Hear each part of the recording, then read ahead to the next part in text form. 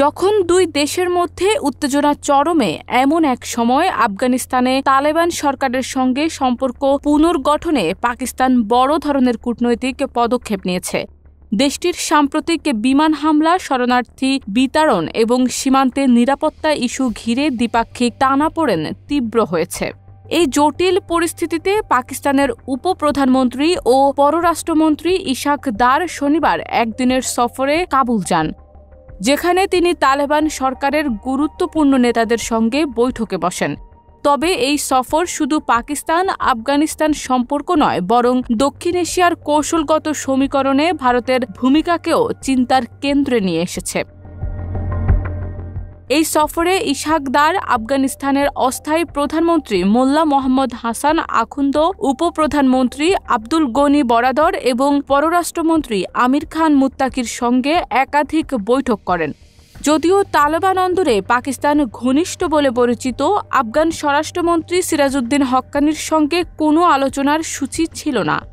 এছাড়াও সফর সঙ্গীদের মধ্যে পাকিস্তানের স্বরাষ্ট্র ও রেল সচিব, পররাষ্ট্র মন্ত্রণালয় ও রাজস্ব বিভাগের উচ্চপদস্থ কর্মকর্তারাও ছিলেন। দুই দেশের মধ্যকার আলোচনায় মূল ফোকাস ছিল নিরাপত্তা, বাণিজ্য, আঞ্চলিক সংযোগ ও জনসংযোগ বৃদ্ধির উপর। পাকিস্তান জানিয়েছে এই সফর তাদের আফগানিস্তানের সঙ্গে স্থিতিশীল ও গঠনমূলক সম্পর্ক গড়ার অঙ্গীকারের প্রতিফলন। বিশেষ করে সন্ত্রাসবাদের বিরুদ্ধে লড়াই এবং সীমান্ত নিরাপত্তা ইস্যুতে ইসলামাবাদের উদ্বেগকে কেন্দ্র করে আলোচনায় গতি এসেছে। এদিকে ভারত আফগান সম্পর্ক নিয়েও পাকিস্তানের উদ্বেগ বাড়ছে। যদিও তালেবান সরকার এখনও আন্তর্জাতিক স্বীকৃতি পায়নি, তবে নয়াদিল্লি সম্প্রতি ট্র্যাক 2 কূটনীতির মাধ্যমে তালেবান নেতাদের সঙ্গে যোগাযোগ বাড়াচ্ছে।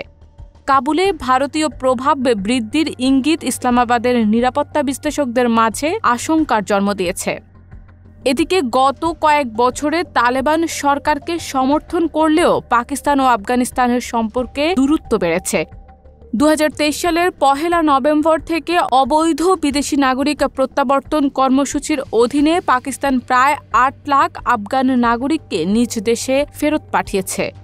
সেই সঙ্গে 30 এপ্রিলের মধ্যে আরও অভিবাসীদের ফেরত পাঠানোর ঘোষণা দ্বিপাক্ষিক সম্পর্কে নতুন উত্তেজনার জন্ম দিয়েছে।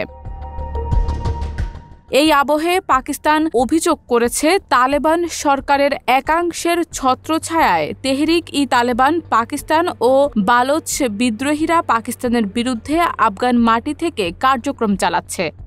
ইসলামাবাদের মতে, তালেবান যদি এই সন্ত্রাসবাদী গোষ্ঠীগুলোর আশ্রয় বন্ধ না করে, তাহলে দুই দেশের সম্পর্ক আরও অবনতি ঘটবে। সাম্প্রতিক সময়ে পাকিস্তান ও আফগান প্রতিনিধিদের একাধিক বৈঠক, যৌথ সমন্বয় কমিটির আলোচনায় টিটিপি ইস্যুতে তালেবান পক্ষ কিছু নমনীয়তা দেখিয়েছে বলেও জানা গেছে। তবে বাস্তবিক সমাধান কতটা সম্ভব তা সময়ই বলবে।